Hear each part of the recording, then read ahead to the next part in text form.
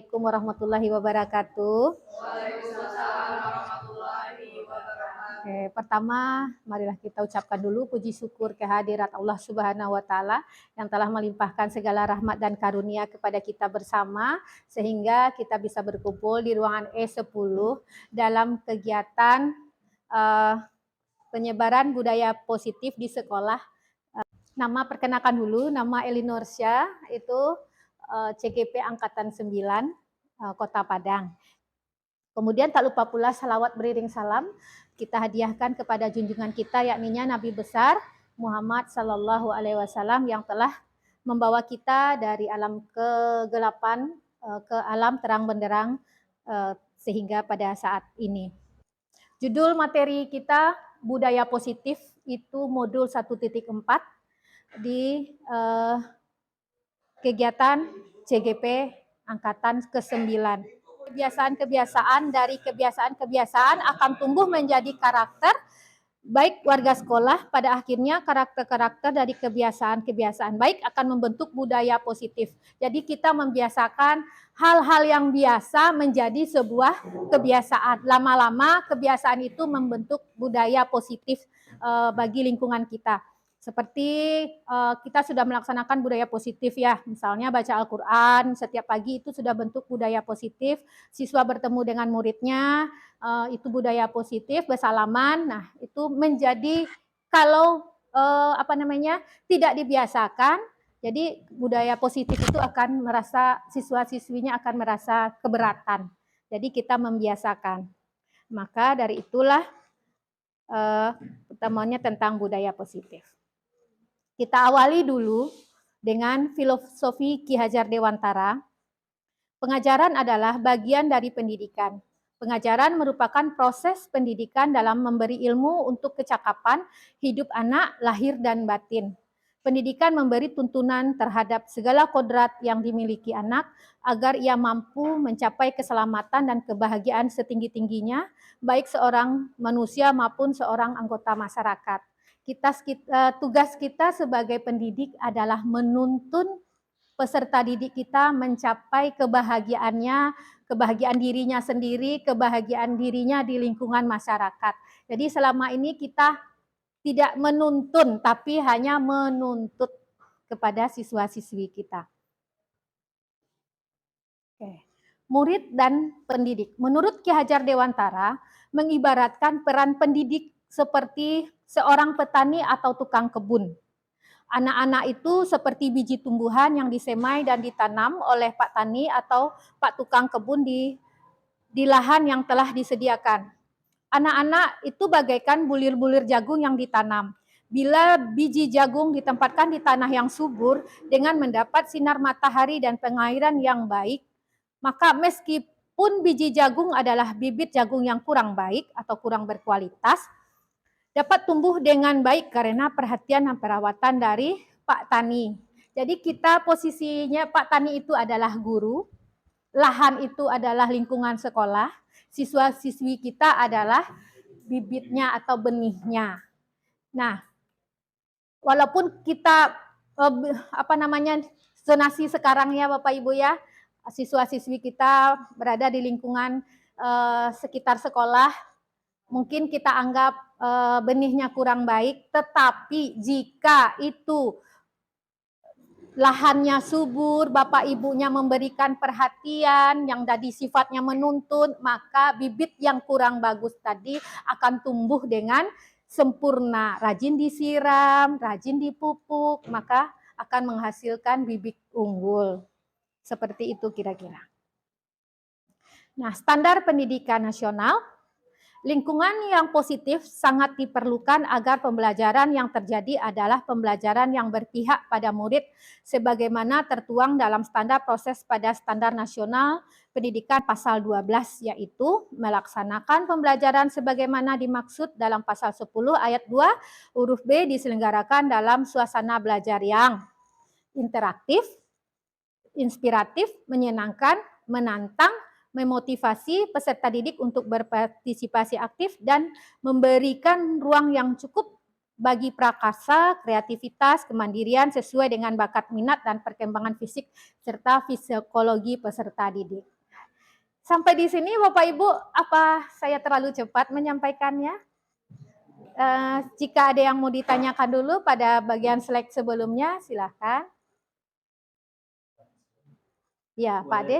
Boleh Pak Ade, silahkan. Baik, terima kasih atas kesempatannya. Iya, Pak Ade. Ibu berikan ke saya. Saya mau bertanya, Ibu. Iya, Pak Ade. Tentu sikap yang menentang pada gambaran ataupun yang ada di lapangan seperti apa? Menantang ya, menantang kita. Iya, menantang peserta didik. Hai, ya baik Ade. Kalau Bapak Ade mungkin sebagai guru olahraga ya, Pak Ade menyampaikan sebuah materi tertantang tidak? Ada tidak Pak Ade memberikan tantangan kepada siswa, misal untuk bermain basket. Pak Ade, kamu masukkan dari posisi seperti ini ke dalam ring, itu poinnya sekian. Kalau dari posisi sini kamu masukkan itu posisinya sekian, sehingga poinnya sekiannya, sehingga itu akan menantang peserta didik untuk bisa berhasil menjawab tantangan yang Pak Ade berikan tadi. Kira-kira seperti itu. Oke Pak Ade, boleh kita lanjut dulu? Baik. Nah, konsep budaya positif yang akan kita bahas pada hari ini ada 7. Oke. Yang pertama itu perubahan paradigma belajar. Yang kedua, disiplin positif. Yang ketiga, motivasi perilaku manusia. Yang keempat, kebutuhan dasar manusia. Yang kelima, keyakinan kelas. Yang keenam, posisi kontrol. Yang ketujuh adalah segitiga restitusi. Nah, ini konsep budaya positif yang ada di sekolah maupun di diri kita sendiri. Kegiatan pemantik. Nah, cobalah buka. Anda dan teman Anda akan melakukan kegiatan. Cobalah buka. Anda adalah A. Tugas Anda adalah mengepalkan salah satu tangan Anda. Coba bayangkan bahwa Anda menyimpan sesuatu yang sangat berharga di dalam kepalan tangan Anda. Anda perlu menjaga benda tersebut sekuat tenaga. Sekuat tenaga Anda karena begitu pentingnya untuk kehidupan Anda. Tugas B atau rekan Anda adalah mencoba dengan segala cara untuk membuka kepalan tangan Anda. Teman Anda boleh membujuk, menghardik, mengintimidasi, memarahi, menggoda, menggelitik, bahkan menawari Anda uang agar bersedia membuka kepalan tangan Anda. Kira-kira menurut Bapak Ibu, bersedia tidak membuka kepalan tangan, padahal di dalam kepalan itu ada sesuatu yang sangat berharga kita simpan. Bersedia tidak? Apakah Anda atau B membuka kepalan tangan Anda? Mengapa? Dan alasan Anda atau B membuka kepalan tangan Anda? Apa alasannya? Kenapa tidak mau membuka kepalannya? Padahal diiming-imingi ada uang, diintimidasi, diancam. Kenapa? Baik. Kita menyimpan sesuatu yang berharga. Oke, apakah Anda atau B menutup kepalan tangan Anda? Mengapa? Apa alasan Anda atau B menutup kepalan tangan Anda? Apa alasannya? Iya, karena supaya tidak mudah diambil oleh orang yang memaksa kita tadi. Dalam kegiatan ini, sesungguhnya siapa yang memegang kendali atau kontrol untuk membuka atau menutup kepalan tangan? Diri kita sendiri. Berarti kontrol itu berada di diri kita sendiri. Nah, ini teori perubahan paradigma menurut Dr. William Glasser dalam kontrol teori yang kemudian hari berkembang dan dinamakan choice theory, meluruskan beberapa miskonsepsi tentang makna kontrol. Yang pertama, ilusi guru mengontrol murid. Sering kan terjadi? Oke. Pada dasarnya kita tidak dapat memaksa murid untuk berbuat sesuatu jikalau murid tersebut memilih untuk tidak melakukannya. Walaupun tampaknya guru sedang mengontrol perilaku murid, hal demikian terjadi karena murid sedang mengizinkan dirinya dikontrol saat dibentuk kontrol guru menjadi kebutuhan dasar yang dipilih murid tersebut. Teori kontrol yang menyatakan bahwa semua perilaku memiliki tujuan bahkan terhadap perilaku yang tidak disukai. Jadi itu yang pertama, guru mengontrol murid. Kita yang mengendalikan murid walaupun mereka dalam keadaan terpaksa mengikuti kontrol kita. Kemudian yang kedua, ilusi bahwa semua penguatan positif, efektif, dan bermanfaat. Penguatan positif atau bujukan adalah bentuk-bentuk kontrol segala usaha untuk mempengaruhi murid agar mengulangi sesuatu perilaku tertentu adalah suatu usaha untuk mengontrol murid tersebut dalam jangka waktu tertentu. Kemungkinan murid tersebut akan menyadari dan mencoba untuk menolak bujukan kita, atau bisa jadi murid tersebut menjadi tergantung pada pendapat sang guru untuk berusaha.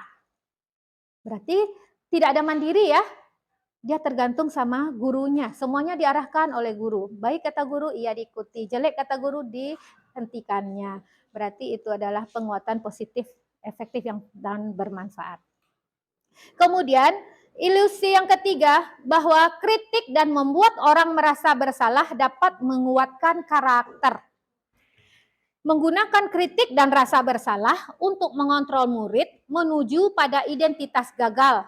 Mereka belajar untuk merasa buruk tentang diri mereka. Mereka mengembangkan dialog diri yang negatif. Kadang-kala sulit bagi guru untuk mengidentifikasi bahwa mereka sedang melakukan perilaku ini, karena seringkali guru menggunakan suara halus dan menyampaikan pesan negatif. Pernah? Pernah. Kemudian yang keempat, ilusi bahwa orang dewasa memiliki hak untuk memaksa. Nih Bapak Ibu guru tentu adalah orang dewasa bagi anak-anak kita. Nah, banyak orang dewasa yang percaya bahwa mereka memiliki tanggung jawab untuk membuat murid-murid berbuat hal-hal tertentu. Apapun yang dilakukan dapat diterima selama ada sebuah kemajuan. Berdasarkan sebuah pengukuran kinerja. Pada saat itu pula orang dewasa akan menyadari bahwa perilaku memaksa tidak akan efektif untuk jangka waktu panjang dan sebuah hubungan permusuhan akan terbentuk. Itu teori kontrol menurut William Glasser. Kita sebagai pendidik sudah merasakan posisi ini semua. Lanjut. Mengubah paradigma stimulus respon dengan pendekatan teori kontrol. Menurut Stephen, seorang ahli pendidikan Amerika, mengatakan bahwa bila kita ingin membuat kemajuan berlahan, sedikit-sedikit ubahlah sikap atau perilaku Anda. Namun bila kita ingin memperbaiki cara-cara utama, maka kita perlu mengubah kerangka acuan kita. Ubahlah bagaimana Anda melihat dunia, bagaimana Anda berpikir tentang manusia, ubahlah paradigma Anda, skema pemahaman dan penjelasan aspek-aspek tertentu tentang realitas. Nah, stimulus responnya, misal realitasnya kebutuhan kita sama, benar apa salah? Sedangkan teori kontrol, realitanya kebutuhan kita itu berbeda. Pasti itu. Kebutuhan kita tidak sama. Kemudian stimulus respon, semua orang melihat hal yang sama. Kalau teori kontrol, setiap orang memiliki gambaran berbeda. Yang ketiga, kita semua mencoba mengubah orang agar berpandangan sama dengan kita. Sedangkan di teori kontrolnya, kita berusaha memahami pandangan orang lain tentang dunia. Stimulus respon, perilaku buruk dilihat sebagai suatu kesalahan. Teori kontrol, semua berperilaku memiliki tujuan. Kemudian yang berikutnya, orang lain bisa mengontrol saya. Yang teori kontrolnya, hanya Anda yang bisa mengontrol diri Anda. Saya bisa mengontrol orang lain. Teori kontrolnya, Anda bisa mengontrol orang lain. Pemaksaan ada pada saat bujukan gagal. kolaborasi, dan konsensus menciptakan pilihan-pilihan baru. Model berpikir menang atau kalah. Model berpikir menang. Jadi teori kontrol inilah yang termasuk dengan mengubah paradigma berpikir. Ya, yang lama kita rubah. Dari stimulus respon menjadi teori kontrol. Bagian kedua. Yang pertama, Bapak Ibu terlalu cepat. Perubahan paradigma, kira-kira ada Bapak Ibu tanyakan? Lanjut? Oh, boleh. Makna disiplin. Sebelumnya, mari kita tanyakan ke diri kita sendiri, bagaimana kita berperilaku, mengapa kita melakukan segala sesuatu, apakah kita melakukan sesuatu karena adanya dorongan dari lingkungan atau dorongan yang lain. Terkadang kita melakukan sesuatu karena kita menghindari rasa sakit atau ketidaknyamanan. Terkadang kita juga melakukan sesuatu untuk mendapatkan apa yang kita mau. Memaksa tadi ya. Kemudian, pernahkah Anda melakukan sesuatu untuk mendapat senyuman atau pujian dari orang lain? Pernah. Untuk mendapatkan hadiah? Untuk mendapatkan uang? Apalagi kira-kira alasan orang melakukan sesuatu? Ya. Mungkin karena hadiah, diiming-imingi hadiah. Iya. Jabatan. Iya, dapat. Iya, banyak ya. Nah, sekarang apa itu disiplin?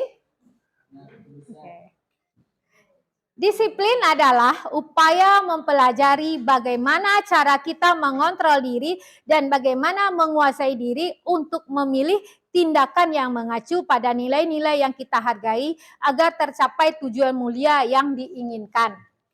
Upaya seseorang menggali potensinya menuju sebuah tujuan mulia, sesuatu yang dihargai dan bermakna. Upaya tersebut menunjukkan bahwa tindakan disiplin didasari oleh motivasi intrinsik atau motivasi dari dalam diri sendiri. Baik, tidak ada pemaksaan. Kalau dipaksa-paksa berarti kita belum disiplin ya. Tujuan dari disiplin positif.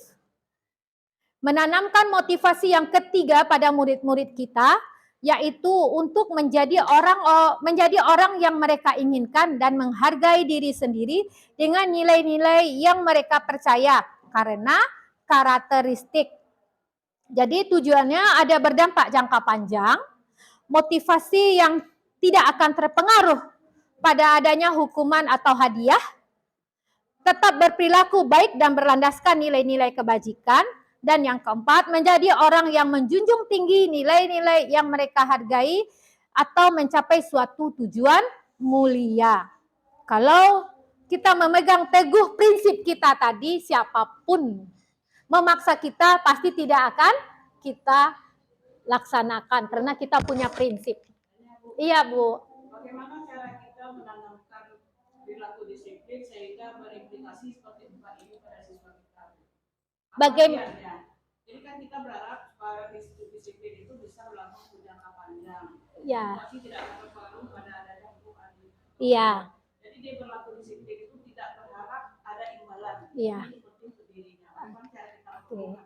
Nah, di situ yang namanya penerapan budaya positif, membiasakan hal yang biasa menjadi sebuah kebiasaan sehingga siswanya tidak merasa terpaksa melakukannya.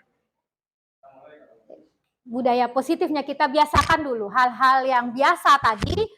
Salaman mungkin udah biasa, tapi tidak terbiasa kalau tidak ada penanaman budaya positif. Mungkin salaman dulu sama ibu karena disuruh-suruh temennya atau segan atau itu masih berarti masih keterpaksaan. Tapi kalau kita sudah mengingatkan terus tentang budaya positif yang kita buat, mungkin lama-lama jadi sebuah kebiasaan di sekolah kita. Begitu Ibu kira-kira? Iya. Makna disiplin. Dalam budaya kita, sesuatu yang dilakukan pada orang lain untuk mendapatkan kepatuhan, kita cenderung menghubungkan dengan kata disiplin dan ketidaknyamanan. Itu dalam budaya kita. Menurut Ki Hajar Dewantara, di mana ada kemerdekaan, disitulah harus ada disiplin yang kuat. Sungguh pun disiplin itu bersifat self-disiplin, yaitu kita sendiri yang mewajibkan kita dengan sekeras-kerasnya, tetapi itu sama saja sebab jikalau kita tidak cakap melakukan self-disiplin, wajiblah penguasa lain mendisiplinkan diri kita. Dan peraturan demikian itu harus ada di dalam suasana yang merdeka. Sedangkan menurut Diane Gossen, disiplin berasal dari bahasa Latin disciplina yang artinya belajar. Kata disiplin juga berasal dari akar kata yang sama dengan disiplin atau murid, disipel atau murid. Pengikut yang paham alasan mengapa mereka mengikuti ajaran tertentu.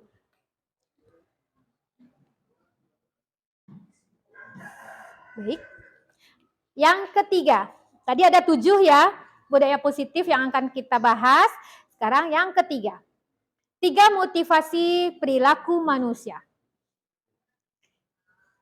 1, untuk menghindari ketidaknyamanan atau hukuman. 2, untuk mendapatkan imbalan atau penghargaan dari orang lain. 3, untuk menjadi orang yang ingin dan menghargai diri sendiri dengan nilai-nilai yang mereka percaya. Kira-kira Bapak Ibu di mana? Di mana? Atau melakukan itu untuk menghindari ketidaknyamanan atau hukuman?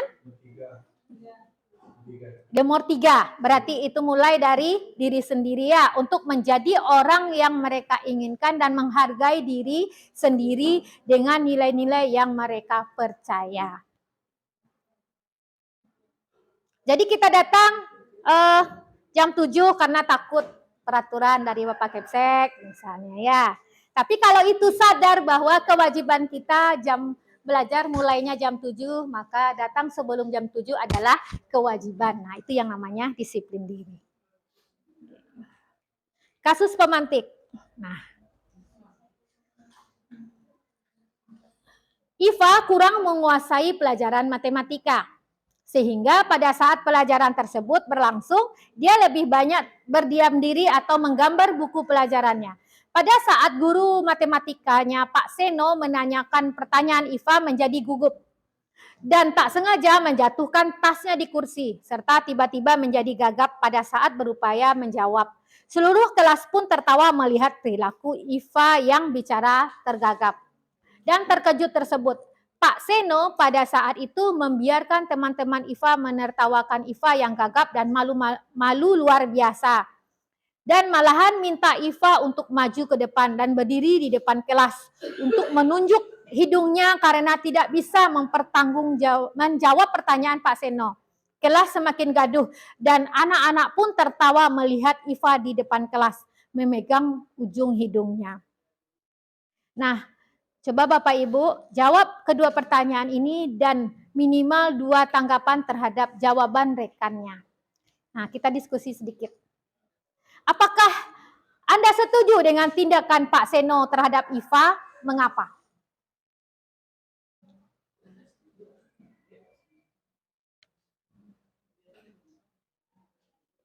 Iya. Dari kasus ini saya tidak setuju ya. Karena Pak Seno sendiri mengetahui bahwa Iva kurang menguasai pelajaran. Diminta untuk maju ke depan. Ivanya disuruh berdiri, maju ke depan sambil menunjuk hidungnya. Iya. Saya sebagai ibu siswa Iya.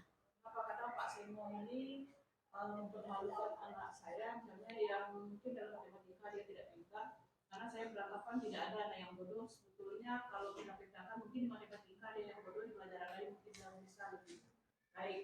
Jadi dalam hal ini tindakan Pak Seno sangat tidak bijaksana karena ini bisa semacam Hukuman ya. bukan untuk anak itu mungkin nanti Bully. Iya. Iya. Bagaimana Bapak Ibu? Silakan Ibu. Terima kasih. Saya kan setuju dengan Bu Dewi dan Bu Yen. Bu Yen ya. Bu Yen. Karena ini seperti Bu Yen bilang tidak semua anak mampu di dalam matematika. Iya. Dan itu sudah diketahui oleh Pak Tapi tetap kayak mempermalukan. Iya, membuli, ya. Membuat Ada cara lain rendah. yang lebih manusiawi, Iya.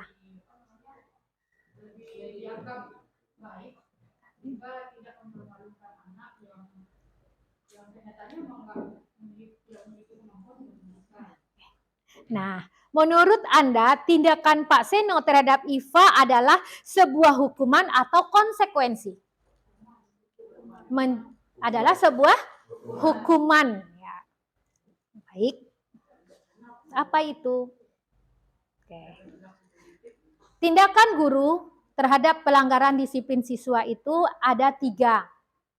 Yang pertama, restitusi. Yang kedua, konsekuensi.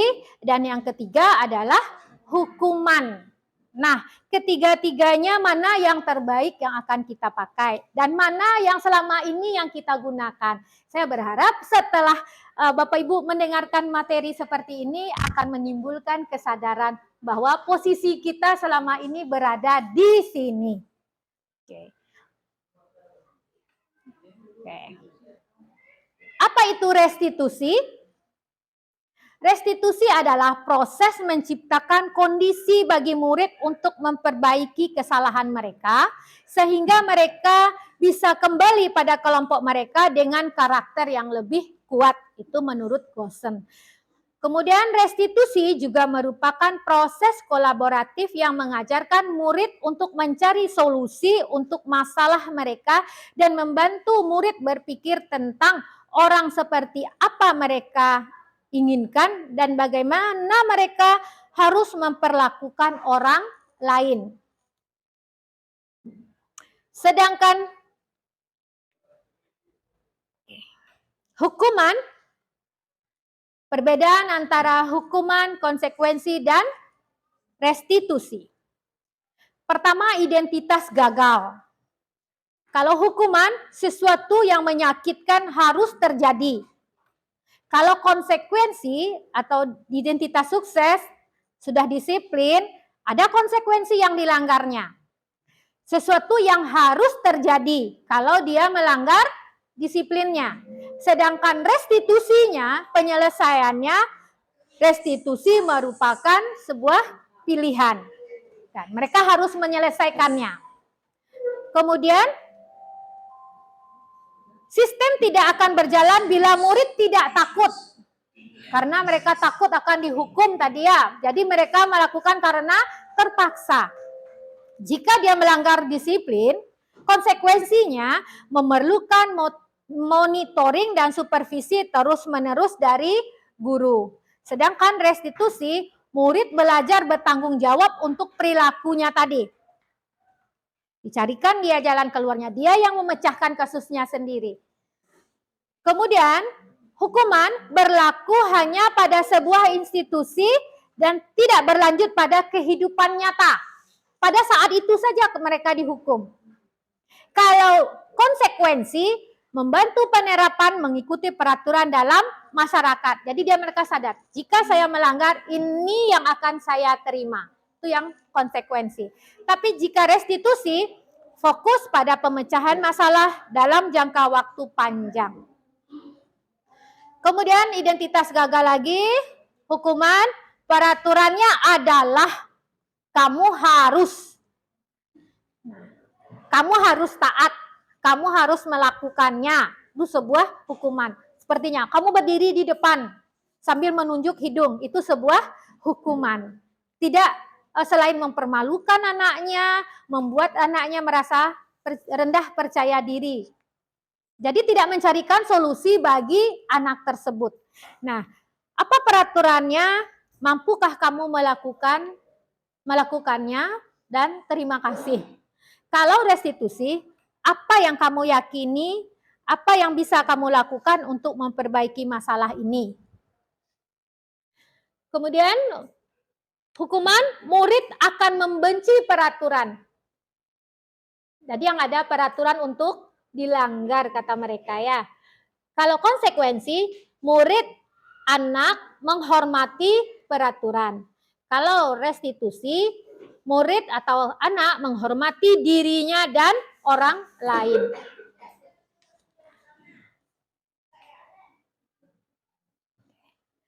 Perbedaan hukuman, konsekuensi, dan restitusi.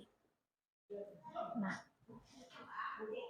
negatifnya, kita berarti kalau yang hukuman itu semuanya adalah negatif. Misal, awas kalau dilakukan lagi ya, nanti awas kamu. Itu sebuah hal yang negatif. Kalau netralnya, lakukan apa yang saya katakan. Tapi kalau positifnya, apakah hal ini yang sesungguhnya kamu ingin lakukan? Berarti ditanya dulu. Kemudian, hukuman mode paksaan. Kalau konsekuensi, stimulus, respon.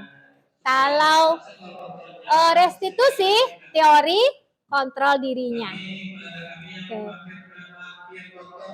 Mendorong, menyalahkan diri. Kalau hukuman, mendorong kepatuhan.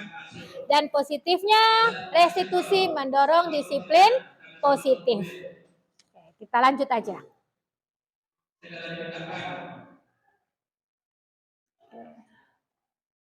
Perbedaan hukuman dan konsekuensi. Hukuman itu bersifat tidak terencana dan atau tiba-tiba saja. Seperti Pak Seno menghukum Iva tadi karena tidak mengerjakan matematikanya. Jadi mendadak, tidak direncanakan. Kalau konsekuensi dibuat oleh pihak guru, sekolah dan sudah disepakati, sudah dibahas dan disetujui oleh murid dan guru. Hukuman, anak atau murid tidak tahu apa yang akan terjadi dan tidak dilibatkan. Jadi peraturan itu kan dibuat sendiri ya. Mereka masuk ke sekolah sudah ada peraturan yang harus mereka taati. Sedangkan kalau konsekuensi, guru bertindak sebagai pemantau tindakan murid. Hukuman bersifat satu arah, hanya untuk murid saja. Dari pihak guru yang memberikan hukuman dan murid hanya menerima satu hukuman tanpa melalui kesepakatan. Mereka dihukum. Jadi bapak gurunya tidak menerima hukuman. Ya, yang mereka saja yang menerima hukuman.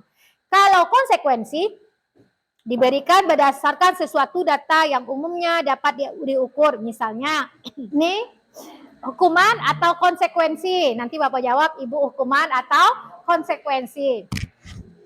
Mencatat 100 kali dalam buku kalimat, saya tidak akan datang terlambat lagi karena terlambat ke sekolah.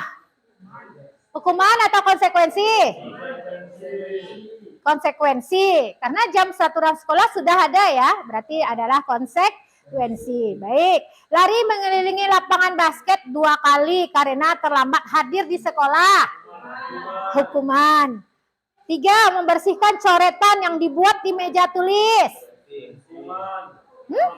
Konsekuensi atau hukuman? Menurut konsekuensi. Kenapa hukuman? Jadi itu merupakan suatu perintah dari guru karena dia karena dia Iya. Ini membersihkan coretan yang dibuat di meja tulisnya. Dia coret-coret. Nah, disuruh sama guru bersihkan mejanya. Berarti itu adalah sebuah hukuman? Iya. Dia yang berbuat jadi harus bertanggung jawab. Lanjut. Murid diminta untuk push up 15 kali karena tidak menggunakan masker ke sekolah. Hukuman. Baik. Selanjutnya, menggantikan kertas tugas teman yang telah dicoret-coret. Konsekuensi. Selanjutnya, berjemur di lapangan basket pukul 12 karena 12 siang karena mengobrol dengan teman. Hukuman. Ada kasus ya Bapak guru dihukum mengganti 50 juta karena menghukum muridnya berlari di lapangan ketika panas terik. Iya, tidak sholat, disuruh lari di lapangan kan sampai kakinya melepuh. Itu sebuah hukuman. Kemudian murid diminta bertelanjang kaki sepanjang hari karena tidak menggunakan sepatu warna hitam sesuai peraturan sekolah. Hukuman apa? Konsekuensi. Hukuman deh. Peraturan sekolah adalah memakai sepatu berwarna hitam. Jadi karena dia tidak memakai sepatu warna hitam, dia harus bertelanjang kaki sehari itu. Menurut Ade itu apa, hukuman atau konsekuensi? Konsekuensi? Hukuman? Ada yang bilang hukuman, ada yang bilang konsekuensi. Yang terakhir, berdiri di depan kelas sambil mengangkat kaki satu karena tidak bisa menjawab pertanyaan. Hukuman. Tidak ada solusi terhadap penyelesaiannya ya. Itu perbedaan hukuman dan konsekuensi pada kasus-kasus tersebut. Apakah Bapak Ibu pernah melakukannya? Pernah. Setelah mendengarkan materi ini, saya harap ada perubahan paradigma. Kita laksanakan dengan restitusi. Oke, lanjut. Tindakan guru selama 10 menit. Duduk di bangku di pinggir lapangan pada jam istirahat. Tidak diizinkan bermain oleh guru piket karena mencederai teman saat bermain di lapangan. Hukuman. Terlambat hadir di pembelajaran daring 15 menit dan diminta untuk tinggal 15 menit sesudah kelas usai untuk membahas ketinggalan pelajaran. Konsekuensi. Lari menghadiri lapangan basket 2 kali karena terlambat 10 menit untuk pelajaran PJOK. Hukuman. Bapak Ade, sebelum berolahraga, anak-anak harus terus. Nah, 10 menit ini berlari, apakah itu sebuah hukuman?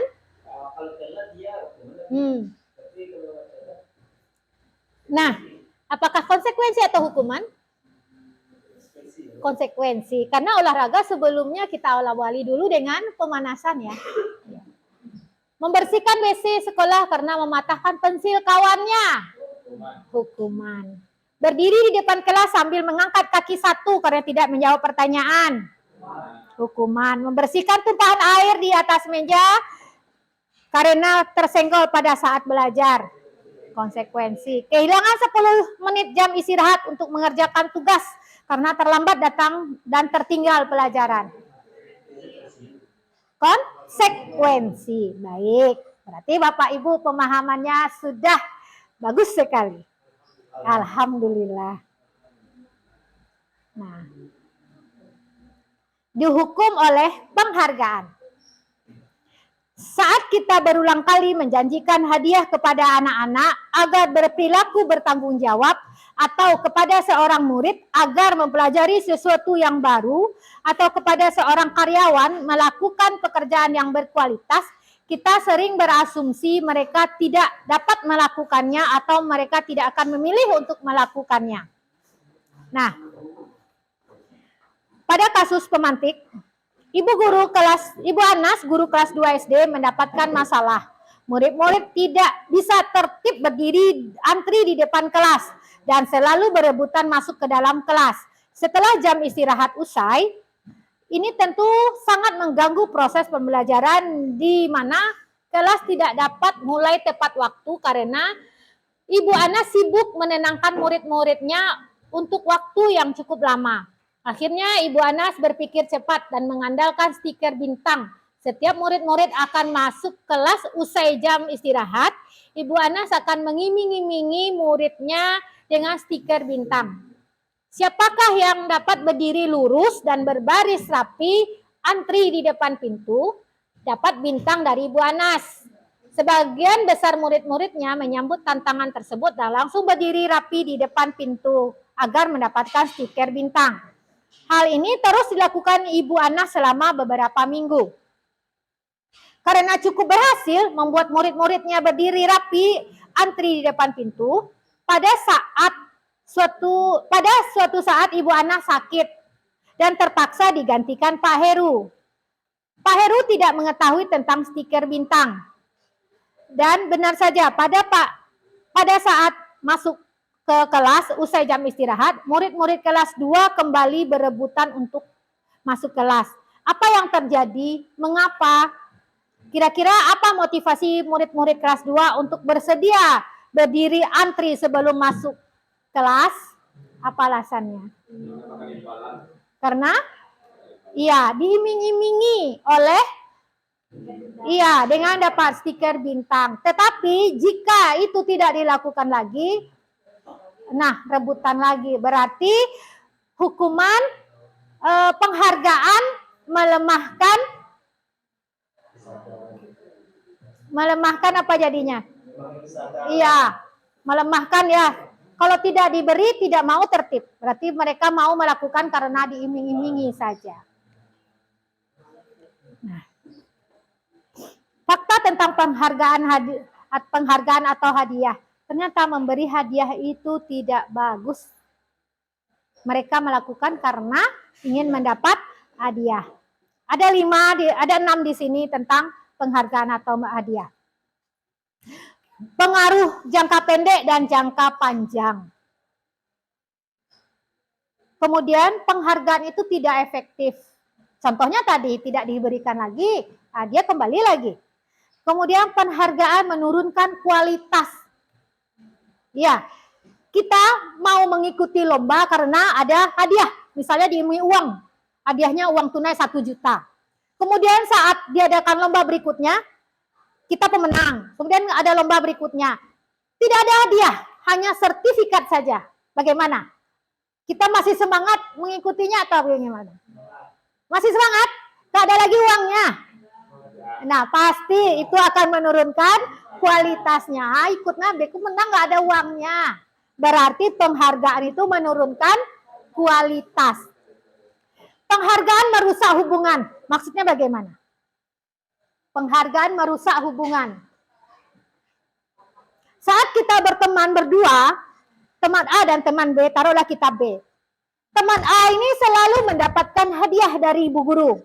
Kita tidak pernah dikasih hadiah. Daripada berteman berdua.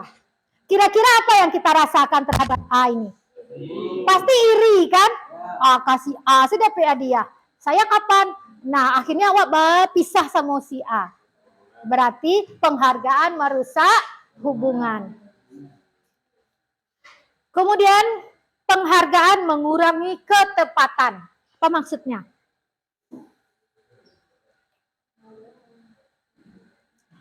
Nah, dalam sebuah percobaan, sekelompok anak laki-laki berusia sekitar 9 tahun diminta untuk melihat gambar-gambar wajah yang ditampilkan di layar.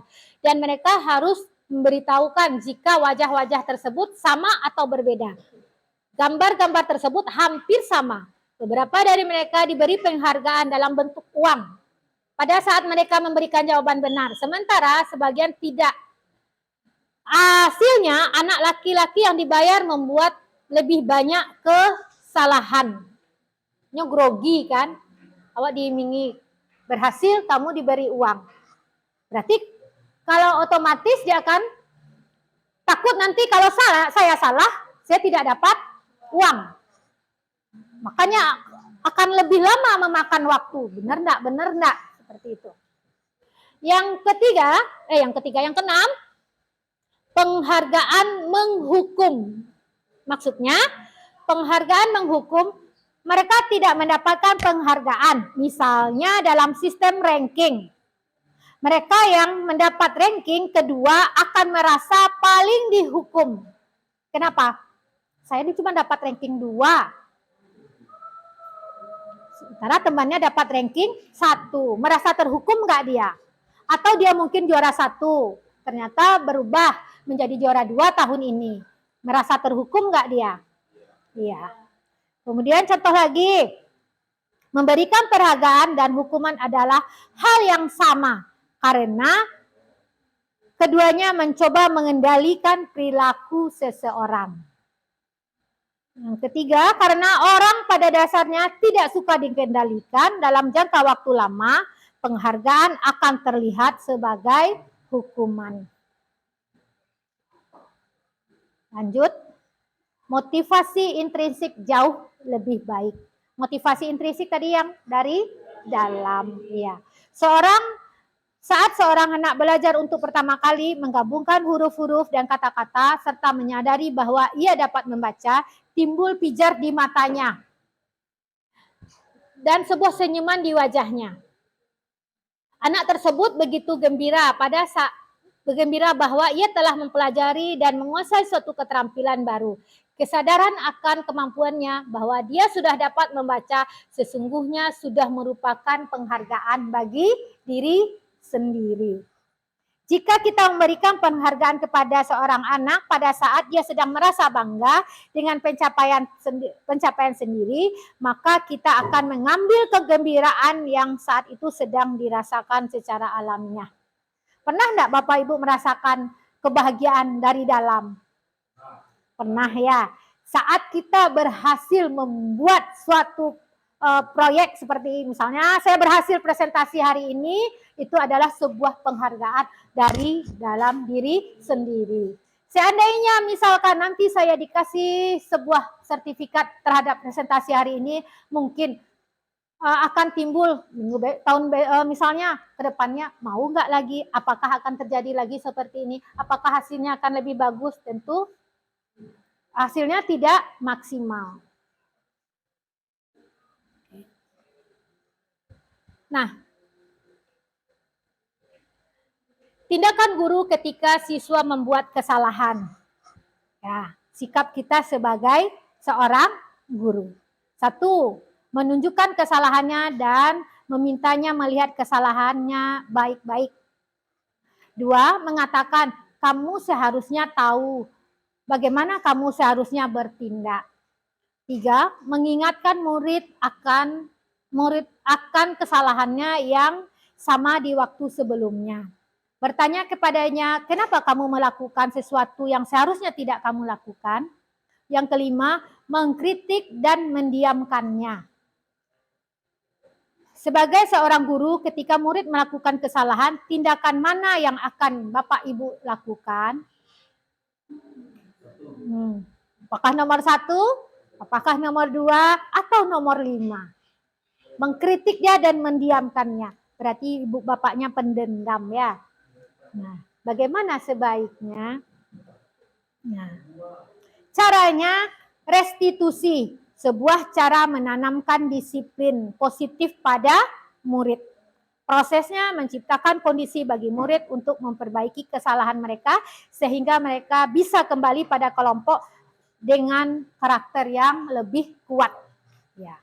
Dipanggil dulu, diselesaikan antara kita dan siswanya, tidak di depan kelas kita menyelesaikan kasusnya. Berarti saat mereka kembali ke kelas, malu nggak dia?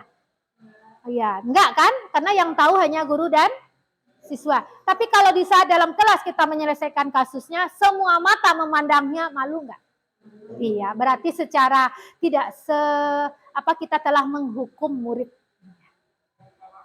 2, berkolaborasi yang mengajarkan murid untuk mencari solusi atau jalan keluar dari permasalahannya tadi. Kita carikan solusinya. Biar dia yang memikirkan apa sebaiknya dilakukan atas kesalahan yang dia perbuat.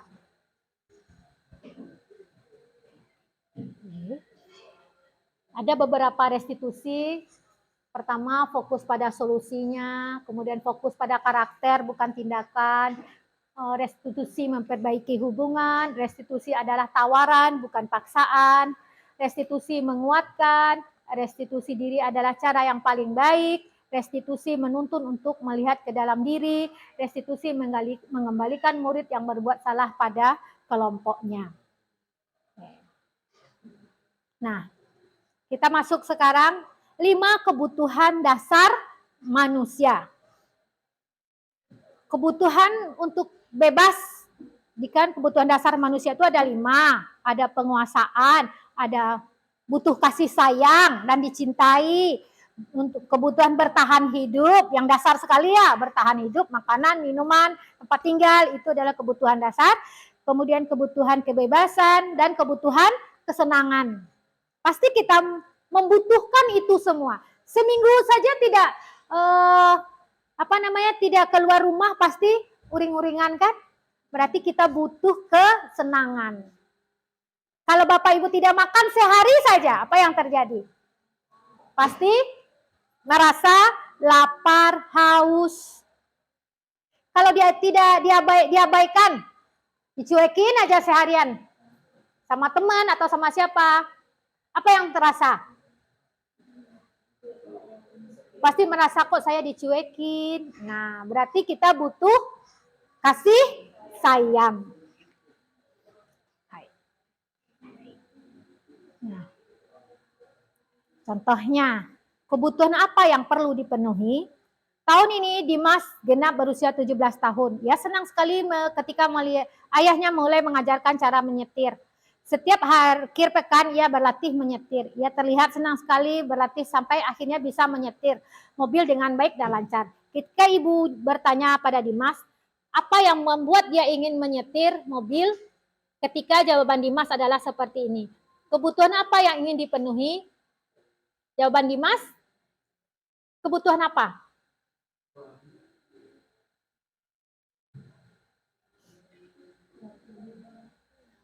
Kebutuhan apa?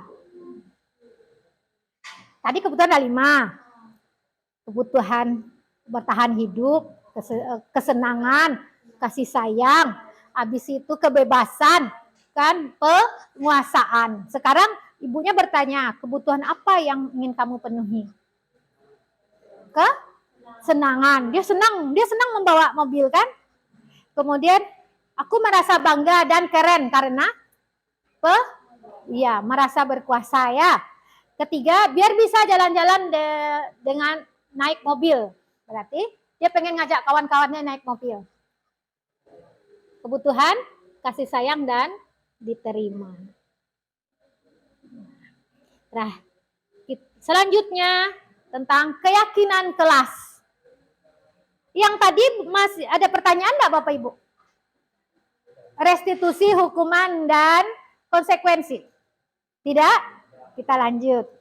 Sedikit lagi. Keyakinan kelas. Apa itu keyakinan? Apakah keyakinan kelas sama dengan peraturan kelas? Enggak. Kalau peraturan?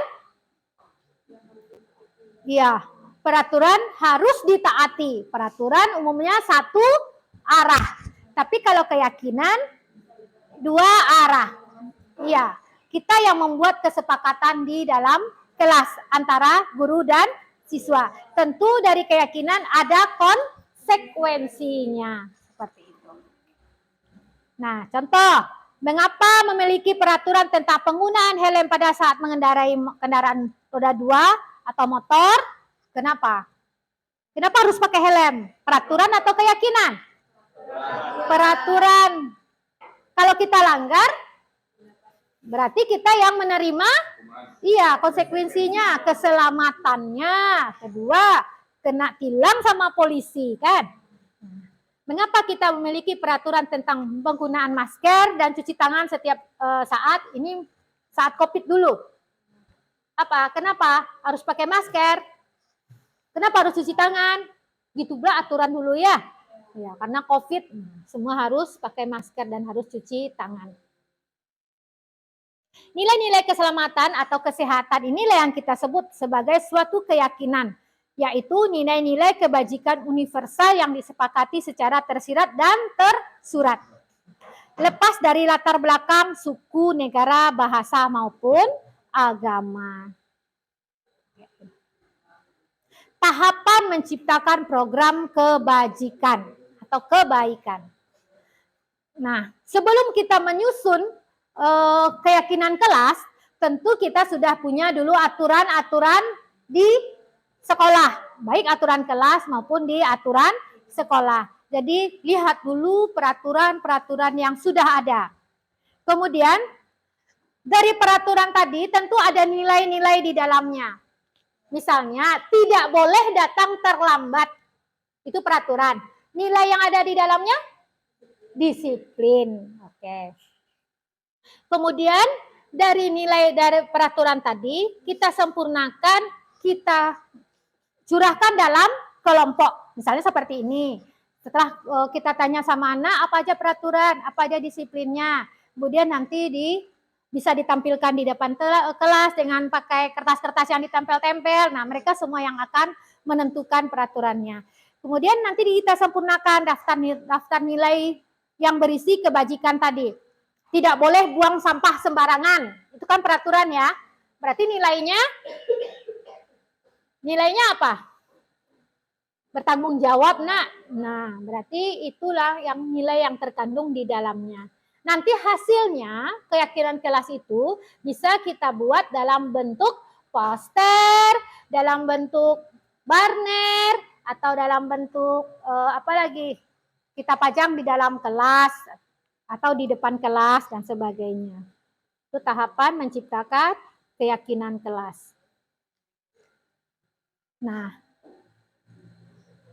keyakinan kelas bersifat lebih abstrak, nah, daripada peraturan. Jadi dia tidak ada kata larangan atau kata tidak boleh, itu tidak digunakan dalam membuat keyakinan kelas.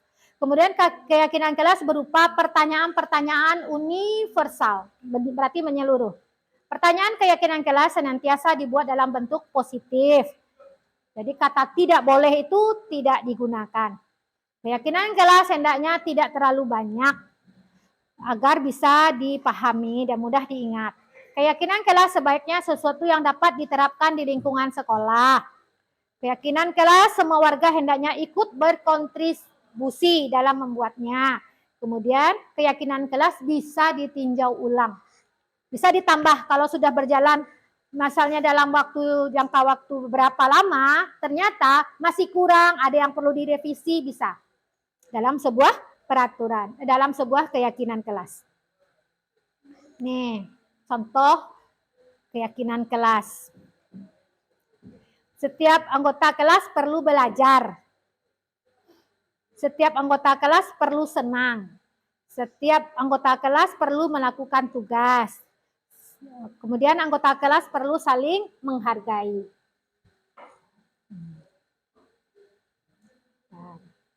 Contoh. Nah, sekarang posisi kita sebagai guru.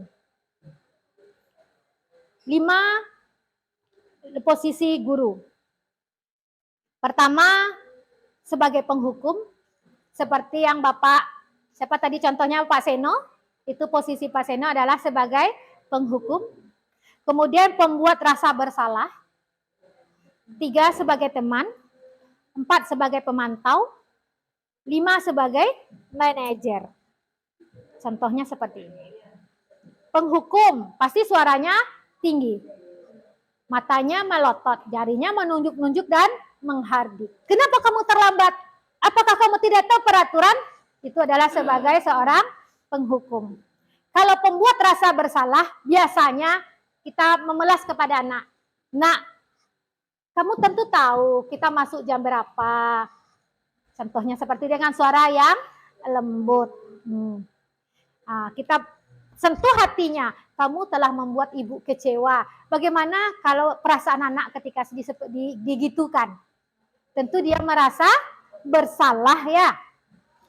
Nah, hasilnya murid akan merasa bersalah. Kemudian sebagai teman.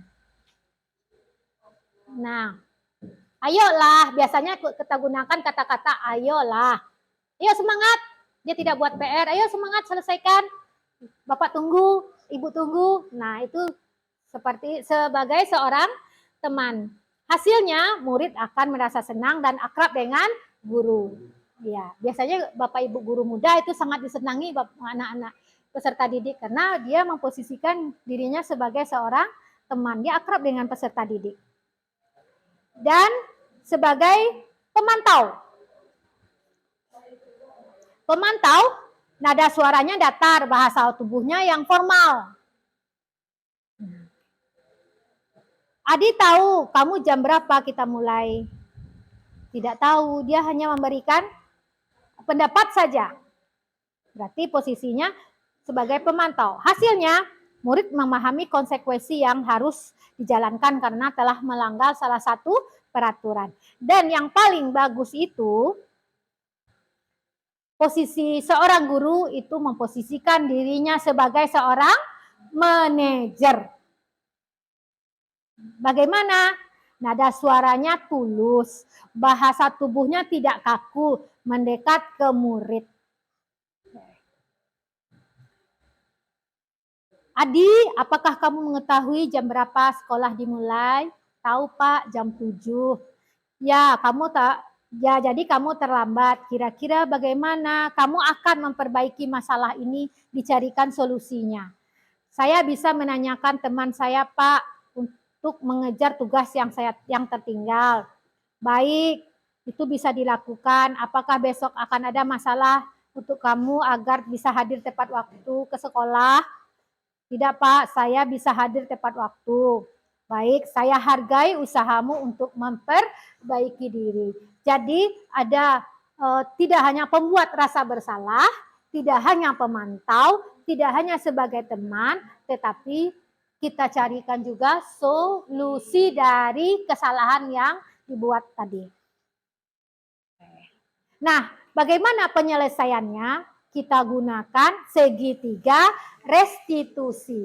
Kalau segitiga, tentu yang terbayang adalah segitiga. Ada 3 sisinya.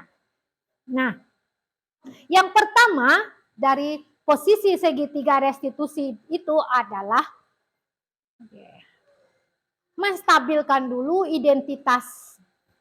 Kita panggil dulu, kita stabilkan, mengubah dari anak yang gagal melakukan kesalahan menjadi orang yang sukses. Kemudian validasi tindakan yang salah.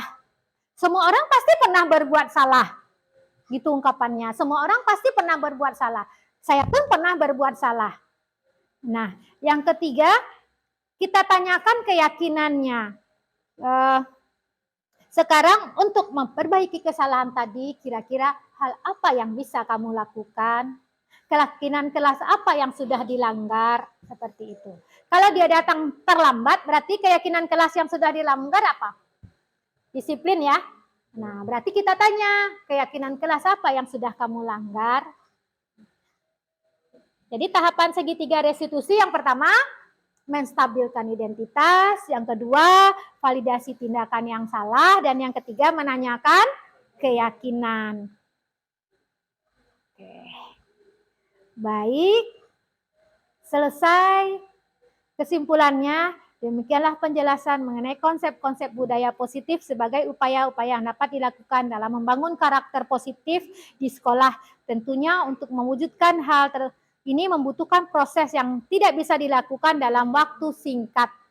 Selain itu, proses ini juga membutuhkan keterlibatan semua pemangku kepentingan sekolah. Demikianlah Bapak Ibu presentasi tentang penerapan budaya positif. Nah, kita sebagai guru tentu ingin budaya positif ini menjadi hal yang biasa menjadi sebuah kebiasaan. Jika kita menangani siswa berkasus, posisikan diri kita sebagai apakah penghukum, apakah manajer, atau selesaikan dengan restitusi. Carikan dia efeknya, carikan juga jalan keluarnya. Demikianlah atas waktu yang Bapak Ibu berikan, saya ucapkan terima kasih banyak untuk hari ini. Semoga kegiatan kita ini bermanfaat bagi Bapak Ibu semua dan terutama bagi saya sendiri. Assalamualaikum warahmatullahi wabarakatuh. Terima kasih. Ya.